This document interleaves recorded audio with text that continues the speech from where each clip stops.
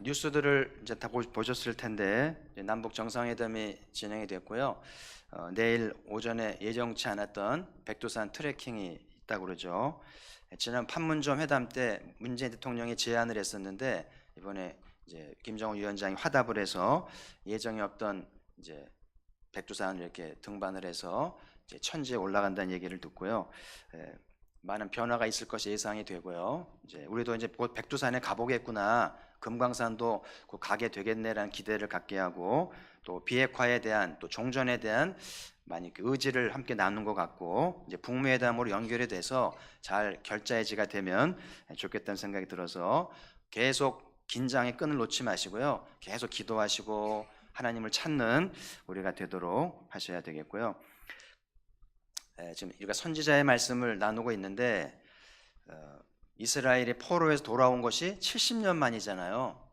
하나님이 에레미야에게 70년이라는 약속을 주셔서 이스라엘이 포로로 끌려갈 때 이제 70년 후에 돌아온다는 희망을 갖고 갔는데요.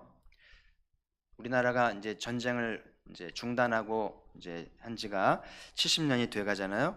그래서 우리 뭐 똑같이 일치할 수는 없겠습니다만은 우리나라도 하나님이 70년 만에 이렇게 이제 회복하게 되고 이제 이렇게 뭔가 좋은 날이 오겠나 하는 기대감을 주는 그런 시기가 아닌가 싶어서 참 의미가 있다는 생각이 들고요. 그래서 선지자를 좀 더 잘 배우고 선지자의 약속, 선지자의 전통이 한반도에도 이루어지겠는가, 그 길이 무엇인지를 찾으면서 예배를 드리고 말씀을 상고해야 될 때가 됐다고 생각이 됩니다.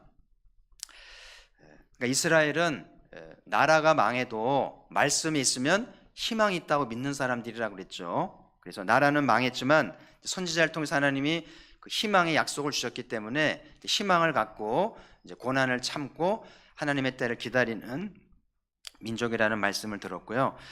우리에게도 그 말씀이 있는가? 그래서 우리가 부지런히 하나님 말씀을 찾고 공부하면서 우리에게도 약속이 있다면 어떤 상황에서도 희망을 가질 수 있는 은혜가 있다고 생각이 들고요. 많은 분들이 평상시엔 교회 잘 나와요.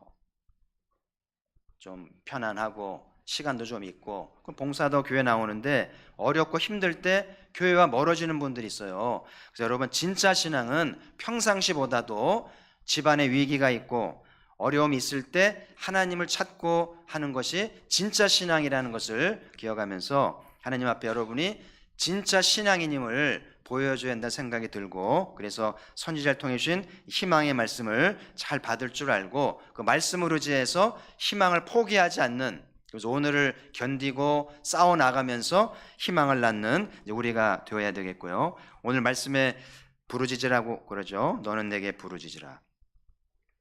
언제가 가장 부르짖어야 할 적기일까요? 평상시겠어요? 위기시겠어요? 우리는 언제 부르짖습니까? 발등에 불이 떨어져야죠. 마감 시간이 좀 돼야 좀 긴장하지 않아요? 그래서 오늘 1절에도 보면 선지자가 지금 이 말씀을 줄 상황이 시위대 뜰에 갇혀 있었다라는 표현 나오죠. 선지자가 갇혀 있다고 하는 것은 삶의 위기를 말하는 거예요. 그냥 잠깐 오게 갔다 오는 게 아니고 갇혀서 굶어 죽을 수도 있고 폭행을 당할 수도 있고 살인을 당할 수도 있는 그런 위기를 얘기하는 것이고요. 지금 선지자가 나라도 위기지만 거짓 선지자들의 틈바구니에서 휘둘르면서 몸과 마음이 상하면서 죽음의 길을 막고 있는 거죠. 그 시점에 하나님이 내게 부르짖으라 이렇게 말씀하신 것은 이렇게 우리의 삶의 위기 시일 때야말로 기도해야 할 때이고 부르짖어야 할 때임을 이제 말씀하는 시간이라는 생각이 들고요. 위기관리라는 말 들어봤죠? 위기관리. 그래서 이 원동현 박사의 오력 교육 중에도 하나가 관리거든요. 성공하는 사람들, 아이들은 관리할 줄 알아야 되는데 평상시 말고 위기가 있을 때 자기를 관리하고 돌볼 줄 아는 사람이 성공한다는 것은 다 들어봤을 텐데, 제가 방송에서 그 부산에 있는 빵집들을 이렇게 소개하는 방송을 봤는데 그 빵집에 이제 그 운영자들을 쭉 인터뷰하는 얘기를 들으니까 한 그 중년 이제 여성이던데요. 한데 빵집을 연지 1년 됐는데 빵집이 2년이 돼야 계속 할 수 있을지 여부가 결정이 된다네요. 2년 정도, 그러니까 사계절을 보내면서 사람들이 더워도 빵을 찾고 추워도 빵을 찾고 이렇게 2년 정도 지나봐야 이제 맛도 인정을 받고 이제 여러 가지 이제 검증이 돼서 빵집 운영이 계속 될런지가 이제 결정이 된다고 하는 얘기를 하면서 자기는 지금 1년 됐대요. 그래서 그동안도 어려움이 많았는데, 근데 하는 말이 앞으로 1년 더 이제 고비잖아요. 그래서 위기가 있을 거라고 자기가 얘기하더라고요. 어려움이 위기가 있을 텐데 그걸 위해 자기가 지금 준비하고 있고 위기를 잘 넘겨서 계속 이 일을 하고 싶다는 말을 들으면서 그런 느낌을 받았어요. 일을 잘하는 사람들, 성공적인 사람들은 아무 일 없기를 바라기보다 위기가 올 거를 아는구나. 위기가 올 거를 전제하고 위기가 왔을 때 어떻게 대처할 건지, 어떻게 이겨나갈 건지를 마음가짐을 갖고 또 준비하고 예상하는 것이 성공하는 사람들, 자기 일을 즐겁게 하는 사람들의 강점인 것을 제가 보면서 좀 감동을 받았는데요. 지금 저와 여러분의 삶에 위기가 없다고 말할 수 없어요. 다 위기가 있잖아요. 건강의 위기, 집안의 위기, 경제적인 위기, 자식들의 위기, 결혼 생활의 위기, 영적 위기, 위기가 많잖아요. 그래서 진짜 이제 오늘 선지자의 말씀을 통해서 위기를 잘 관리하고 이길 줄 아는 그런 신앙이 되면 이제 언약이 이루어지고 약속이 이루어지는 축복의 좋은 날을 보지 않겠어요? 그래서 기도는 우리의 위기를 관리해주고 넘어가게 하는 영적 발전실과 같다. 그래서 여러분, 기도를 형식적으로 하지 말고 내 삶의 위기를 돌파하게 하고 풀게 하는 하나님이 주신 은사와 축복과 자산인 것을 기억하면서 이 수요 예배가 기도하는 자리잖아요. 그래서 기도를 배우고 오늘 말씀대로 너는 내게 부르짖으라. 한번 따라 합시다. 너는 내게 부르짖으라. 부르짖으라 그러잖아요. 부르짖는 건 어떻게 기도하는 게 부르짖는 건가요? 여러분, 강아지가, 집에 있는 강아지가 낯선 사람 오면 부르짖죠. 어떻게 부르짖나요? 목숨 걸고 부르짖죠. 만약에 강아지가 이렇게 길렀는데 낯선 사람이 왔는데 짖지도 않고 꼬리 감추고 그러면요, 그게 기르면 안 돼요. 밥을 먹이고 돌봐줬으면 가정을 지킬 줄 알아야죠. 그래서 개는 본능적으로 낯선 사람 오면 아주 이빨을 드러내면서요, 아주 강하게 도전하면서 부르짖으면서 내쫓아하려고 막 이렇게 하잖아요. 그게 부르짖는 거거든요. 그래서 우리가 우리의 삶의 위기 가운데 부르짖을 줄 아는 것이 오늘 선지자에게서 배워야 할 귀한 말씀이니까 오늘도 그런 자리가 되기를 바라고요. 그래서 하나님이 위기일 때 기도하게 되면 지혜도 주시고 또 이렇게 내 자신을 돌아보게도 하시고 환경도 바꾸어 주시고 돕는 손길을 붙여주기도 하셔서 해법을 주시는 은혜를 경험하거든요. 그러니까 부르짖으라는 거거든요. 자, 히브리서 4장 16절에 보시면 같이 읽어보죠. 시작. 우리는 긍휼하심을 받고 때를 따라 돕는 은혜를 얻기 위하여 은혜의 보좌 앞에 담대히 나아갈 것이니라. 여기 이제 긍휼하심을 받고 때를 따라 그랬잖아요. 어떤 때를 얘기할까요? 어떤 때에 우리 긍휼하심을 받고 은혜 보좌 앞에 나가야 될까요? 위기일 때인 거예요.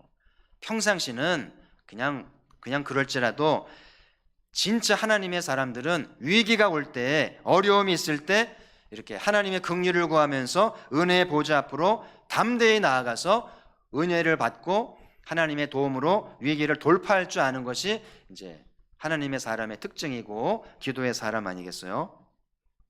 그래서 어쩌면 하나님이 우리의 삶에 어려움을 주시는 것은 너 기도 좀 해라, 나 너하고 좀 교제하고 싶어, 그런 메시지일 수도 있지 않겠어요? 그래서 기도는 그냥 넋두리하고 그냥 위로받고 그냥 절망하는 자리가 아닌 거예요. 뭔가 변화를 일으키고 반전을 만들고 역사를 만드는 것이 오늘 선지자가 가르쳐주는 기도인데요. 자, 오늘 이제 선지자의 기도를 배우면서 이스라엘은 언제부터 이 부르짖는 전통을 가지게 되었을까? 성경을 거슬러 올라가면 언제부터 부르짖은 것 같아요? 네?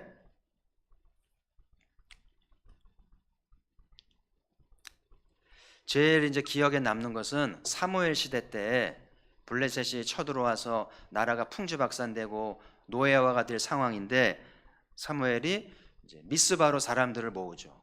미스바로 모이라. 그래가지고 백성들이 다 모였는데요. 그때 하는 말이 우상을 제거하고 그리고 하나님께로 마음을 향해서 하나님만 섬기라고 선포하면서 이제 외치니까 사람들이 금식하면서 하나님께 범죄했다 고백하면서 기도를 시작하는데, 그때 사무엘이 이렇게 이제 말씀에 기록해요. 사무엘상 7장 9절에 보시면 또 같이 읽어보죠. 시작. 사무엘이 젖 먹는 어린 양 하나를 가져다가 온전한 번제를 여호와께 드리고 이스라엘을 위하여 여호와께 부르짖음에 여호와께서 응답하셨더라. 여기 보면 여호와께 부르짖었다. 오늘 에레미야에게 부르짖으라고 같은 맥락 아니에요? 나라가 지금 위기의 상황, 운명이 달린 상황에서 미스바라는 곳에 온 백성이 모여서 금식하면서 회개하면서 간절히 기도하는 모습을 상상해 보세요. 우리 한국교회도 한때 전성기라고 말할 때 여의도 광장에 200만이 모였습니다. 이제는 그렇게 못 모이죠. 근데 하나님이 은혜가 있을 때는요, 여의도 광장이 꽉 찼어요. 저는 그 현장을 봤으니까 하나님이 감동할 만하죠. 200만이 모여서 기도하는데요, 가관입니다. 얼마나 뜨거운지 거기 있기만 해도 감동이 되니까. 그래서 하나님이 이 사무엘 시대에 부르짖는 기도를 들으시고 응답하셨더라. 이 말은 블레셋이 물러가고 평화의 때가 왔다는 얘기 아니겠어요? 그래서 이 미스바에서 기도가 끝나자마자 하나님이 블레셋 진영에 우레를 보내가지고요, 우레 아시죠? 우레와 번개를 보내가지고 어지럽혀가지고 블레셋이 퇴각하게 되면서 이스라엘이 승리하게 되는 말씀이 이어지게 되는데요. 그래서 하나님이 위기일 때 사무엘을 중심으로 여호와께 부르짖으니까 생각지 않았던 전과를 올리면서 나라가 회복이 되는, 그 이후로 블레셋 사람들이요, 사무엘이 기도한다 그러면 사지를 떠는 거예요. 사무엘 때문에 블레셋이 이스라엘을 쳐들을 엄두를 못 낼 정도로 기도의 능력을 받았잖아요. 그래서 이스라엘은 언젠가부터 이렇게 어려울 때마다 부르짖는 전통이 세워졌는데, 그 전통이 지금 선지자에까지 이어지면서 이제 끓는 가마가 지금 기울어 있잖아요. 지금이야말로 부르짖을 때라고 외친 것이죠. 자, 이사야 62장 7절 또 같이 읽어보겠습니다. 시작. 또 여호와께서 예루살렘을 세워 세상에서 새 찬송을 받게 하시기까지 그로 쉬지 못하시게 하라. 이사야 때 배운 말씀이죠. 이 말씀은 암송을 꼭 하세요. 암송을 하시고 하나님이 예루살렘을 세워서 세상에서 찬송을 받기까지 하나님으로 쉬지 못하게. 이스라엘은 어떤 사람들이길래 하나님을 쉬지 못하게 할 만큼 영향력 있는 사람들일까요? 쉽게 얘기하면 이스라엘은 하나님한테 하나님 쉬지 마세요, 주무시지 마세요, 예루살렘을 회복시켜 주세요 라고 담대히 외치고 선포할 수 있는 사람들이라는 거예요. 이스라엘은 뭔데 이렇게 하나님한테 강력한 요구를 하면서 청구서를 내미는 걸까요? 지금 에레미야 33장의 자리가 앞에 31장, 32장이 무슨 내용이었어요? 제가 2주 동안 무슨 얘기했어요? 새 언약이잖아요. 듣고 다 잊어버리시죠? 설교 내용은 잊어버려도 에레미야 31장은 새 언약, 33장은 부르짖으라. 매칭을 하세요. 아시겠죠? 왜 이스라엘은 부르짖을 자격이 있고 용기가 있는가? 이스라엘은 누구길래 여호와께 부르짖고 담대하게 하나님께 간구하는가? 언약 백성이라는 거예요.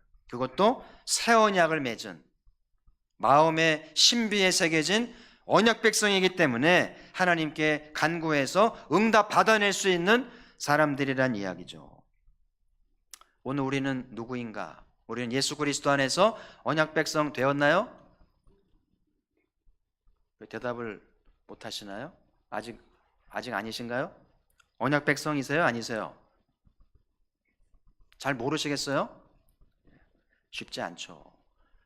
그래서 여러분, 이 위기 시에 기도가 위기를 넘기는 큰 자기관리의 자산이라고 그러는데 누구나 기도는 해요.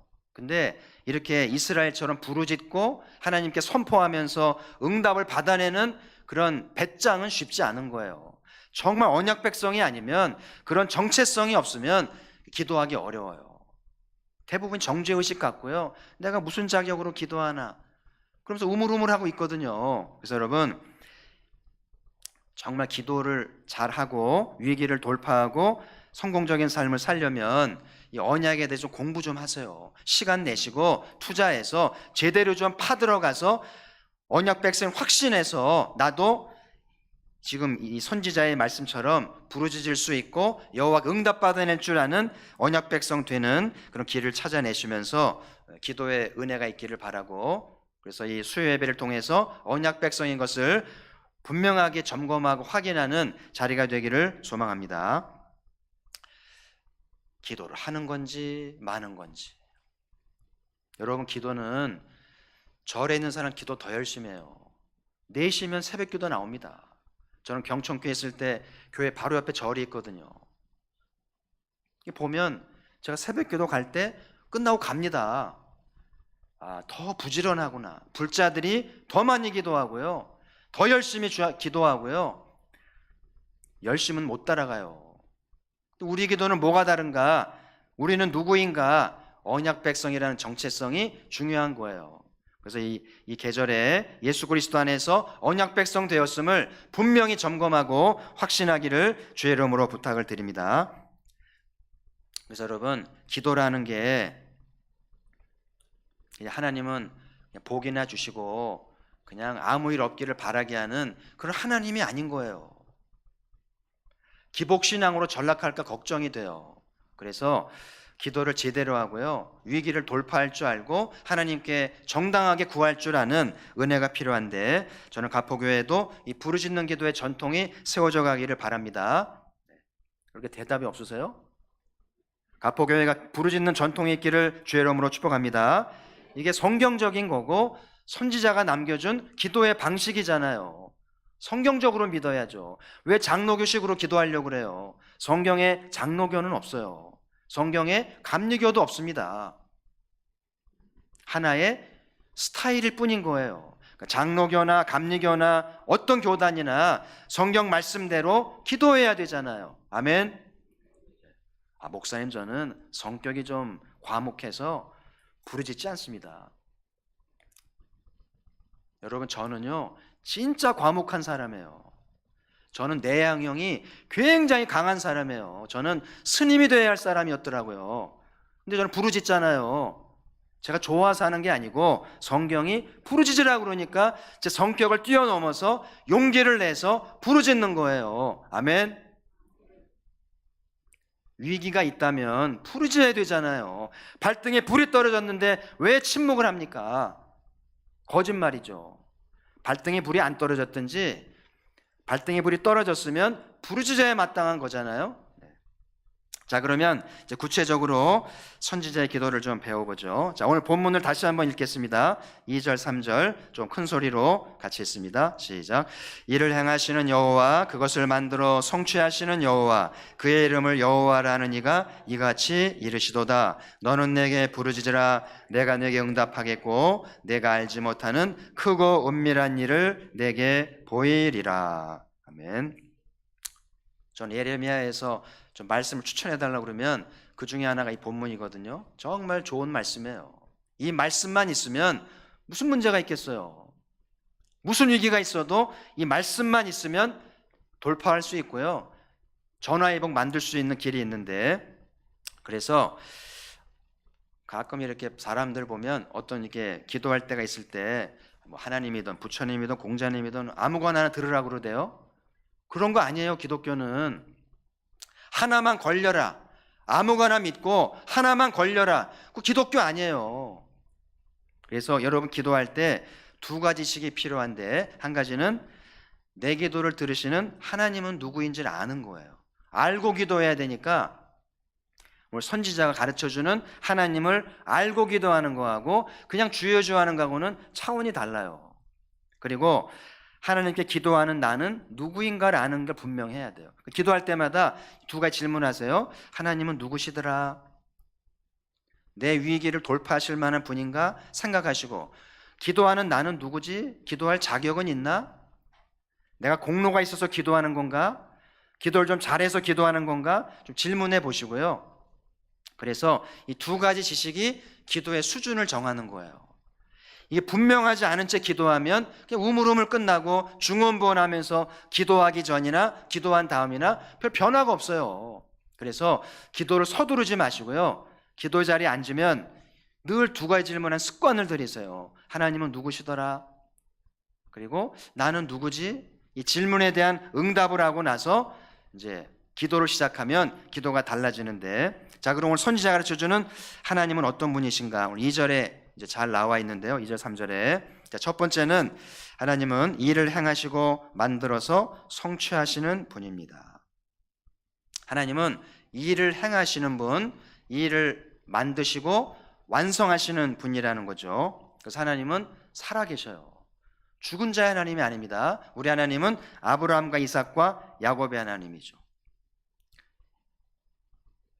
용두삼이란 말이 있잖아요. 시작은 거창하게 하는데 끝이 흐지부지한 거 있죠. 연초에는 막 열정이 넘치는데 연말쯤 되면 흐지부지한 거 있잖아요. 용두삼이라고 그러죠.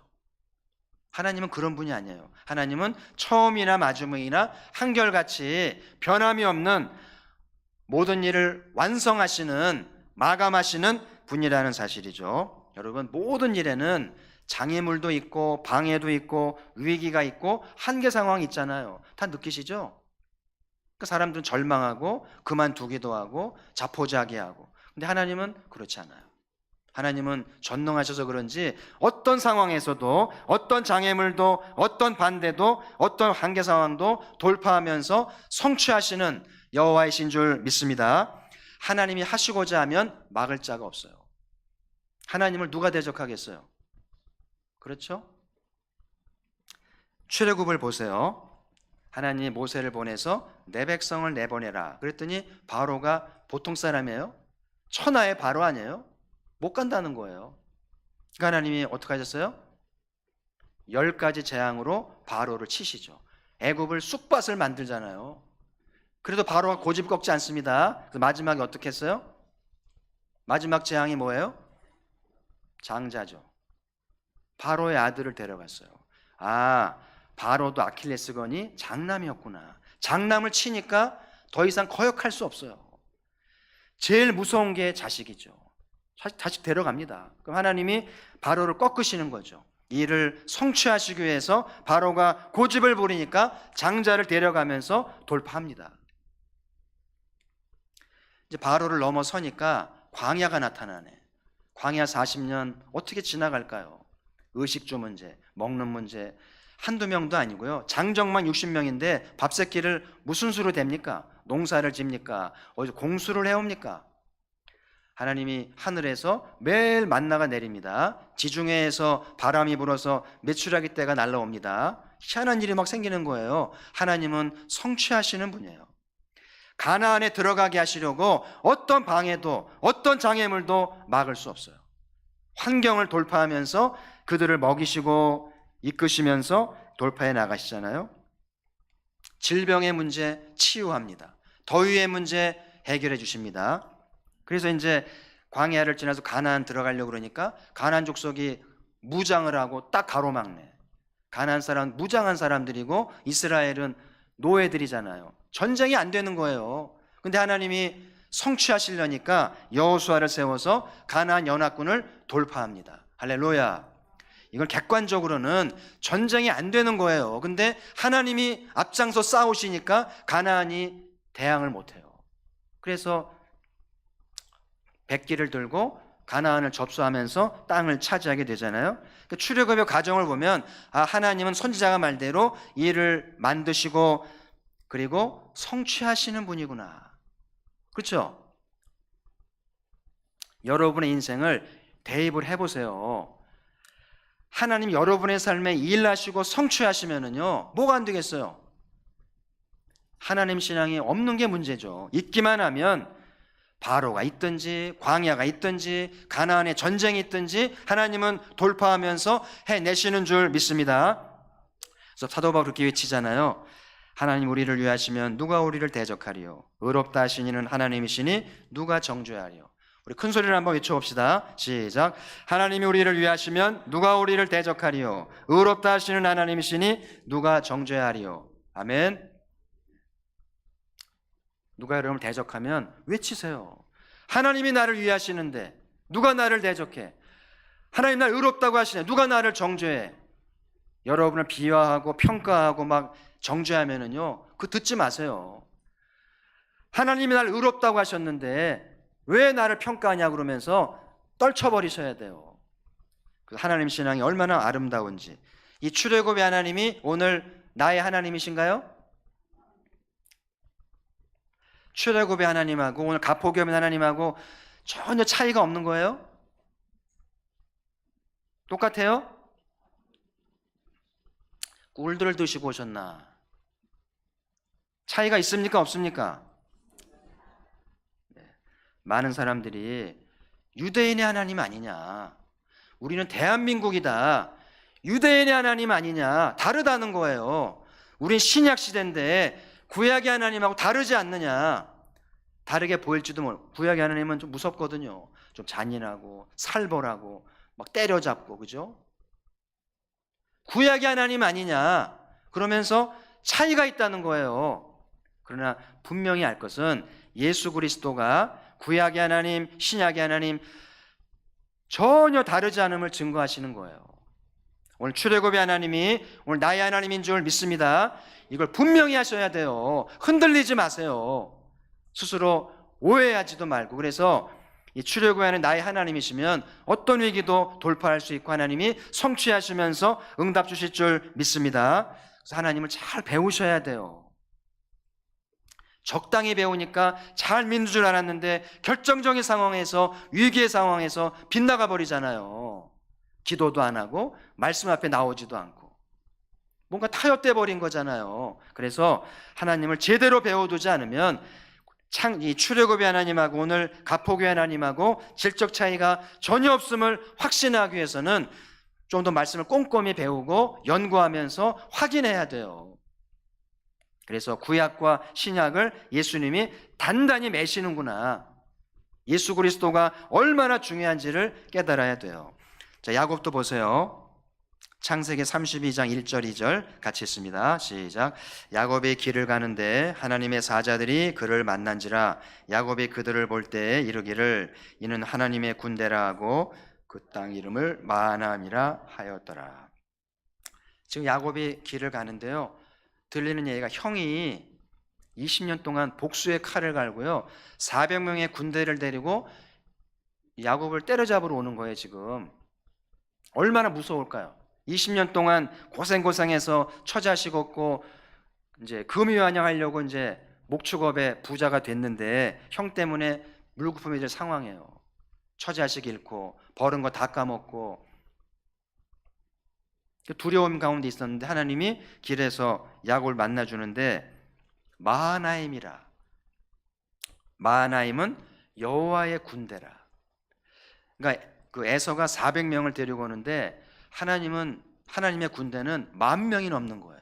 만군의 여호와라고 그러잖아요. 만군. 만군이 만이란 뜻이거든요. 10,000명. 만의 만이면 얼마입니까?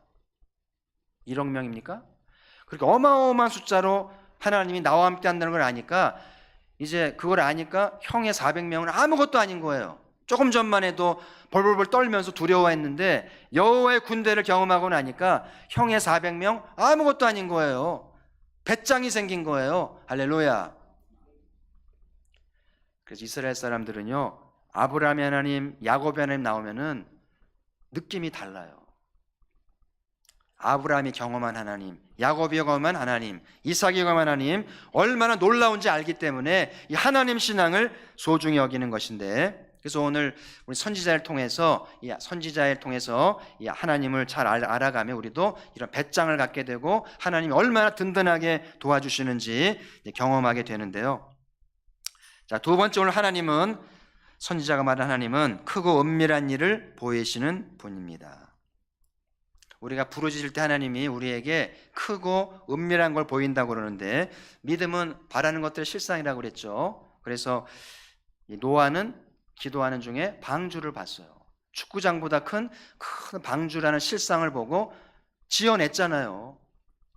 아브라함은 아버지가 주실 큰 성을 받고요. 다윗은 성전 설계도를 받았어요. 가포교회 아무아무개 중에 정말 기도하는 사람 가운데 가포교회 미래에 성전 설계도를 봐주시다면 얼마나 신나는 일일까요? 하나님은 보여주는 분이에요. 믿음의 실상을 보여주는데 두 가지 차원이죠. 하나는 큰 것을 보여준다. 그죠? 큰 것. 시편 116편에서 하나님이 우리를 위해서 큰 일을 행하셨도다. 그런 고백 나오죠. 그래서 우리 입에 웃음이 가득하고 꿈꾸는 것 같았도다. 기가 막힌 거예요. 입이 귀에 걸릴 정도로 꿈 같은 일을 하게 하시는 분이 우리 하나님이신데, 다윗이 하나님을 고백하면서 우리 하나님은 광대하시다. 광대하다는 말은 크다는 거잖아요. 하나님은 얼마나 크신가요? 하나님이 창조한 우주를 보세요.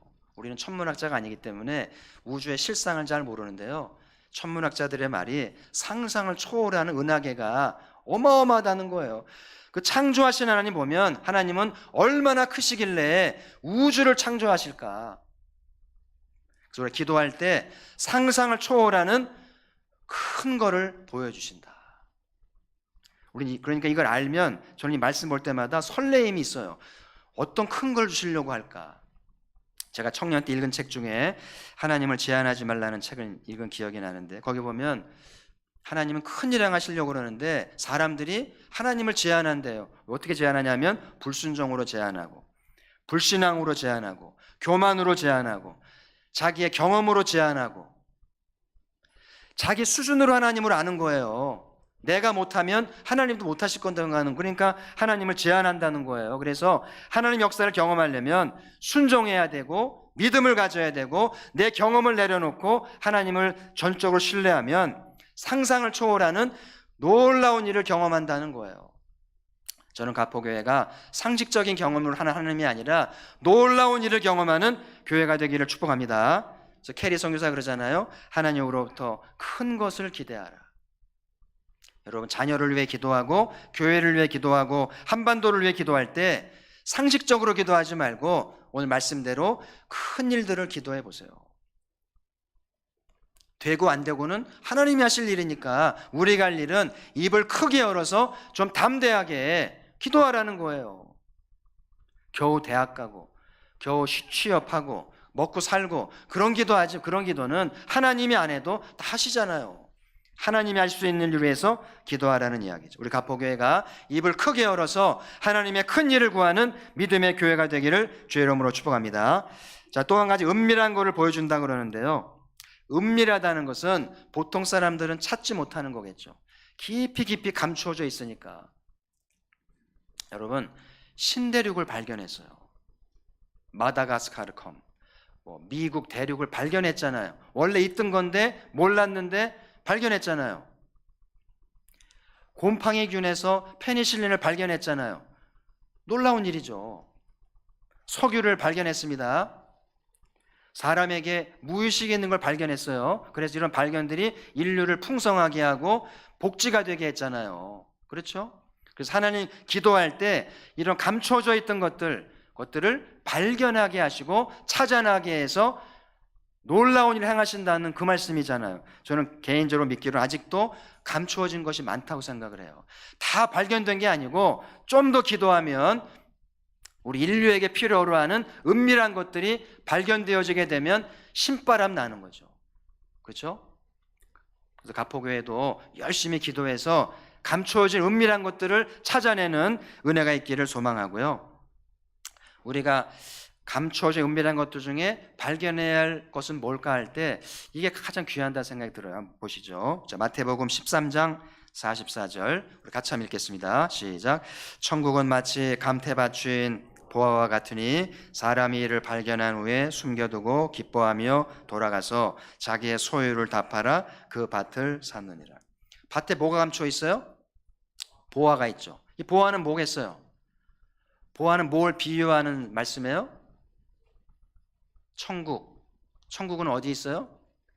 예수 그리스도. 그죠? 예수 그리스도 하나님 나라. 그러니까는 밭에 감추인 보아를 아무나 찾겠어요? 밭을 다 일구는 부지런한 농부만이 찾겠죠. 그렇잖아요? 신구약을 샅샅이 연구하고 꼼꼼히 배우는 사람이 진리를 찾겠죠. 설교 한번 들어가지고 횡재 바라지 마세요. 그래서 이 밭에 감추인 보화가 있는데 농부가 이 보화를 발견하고 나서 어떻게 했어요? 너무 좋아가지고요, 감추어두고 어떻게 했어요? 다음 날 와서 또 구경하고 갔나요? 밭을 사버리잖아요. 자기 온 재산을 정리해가지고 그 밭을 사잖아요. 손해예요, 이익이에요? 예? 왜 재산을 팝니까? 더 좋은 게 있으니까. 그렇죠? 그러니까 밭을 샀다는 얘기는 밭에 감추어 있는 보화를 차지한다는 거죠. 그래서 우리가 우리 생애를 살면서 은밀한 것들을 발견해야 할 중에 가장 초과의 거는 석유도 아니고요, 페니실린도 아니고, 무의식도 아니고, 신대륙도 아니고, 뭐예요? 예수 그리스도. 할렐루야. 여러분, 예수님을 안다고 착각하지 마세요. 우리는 예수님 예자도 모르는 게 맞아요. 우린 좀 더 열정을 갖고 밭에 감추인 예수 그리스도, 모든 진리의 중심이신 예수 그리스도를 찾아내는 은혜가 있어야 돼요. 이를 위해서 좀 더 기도하면서 말씀을 탐구하면 예수 그리스도가 발견되어지면 신대륙도, 곰팡이 균도, 석유도, 무의식도, 온갖 좋은 것들이 예수 그리스도 안에서 딸려오지 않겠어요? 저는 그렇게 믿습니다. 예수 그리스도 안에 모든 지혜와 지식의 보화가 있는 줄 믿습니다. 우리 아이들이 예수 그리스도를 만나면 다 잘하게 돼 있는데 공부한다는 이유로 주님을 찾지 않잖아요. 아이러니한 일이죠. 지금 고3들이 지금 입시 앞두고 지금이야말로 기도해야 할 때예요. 하나님, 은밀한 것을 찾게 하십시오. 기도하면서 공부해야 되는데, 그래서 여러분, 장사하면서 공부하면서 주님을 섬기면서 이 보화를 찾는 심정으로 우리가 찾아야 할 최고의 은밀한 것은 예수 그리스도. 그래서 이 가을에 그분을 꼭 찾아서 쾌거를 누리면서 최고의 발견을 하는 축복이 있기를 바라고요. 그래서 내 소유를 다 팔아도 아깝지 않을 예수 그리스도. 여러분, 예수 그리스도를 위해서 내 모든 소유를 기꺼이 포기하시겠어요? 예수님 만난 사람 그렇게 해요. 만나지 않았기 때문에 그렇게 못하는 거예요. 가포교회가 예수 그리스도를 진짜 만나면 기꺼이 재산 포기합니다. 기꺼이 다 팔아서라도 주님을 사고 싶은 거예요. 이 가을에 그 놀라운 주님을 꼭 만나시기를 주의 이름으로 축복합니다.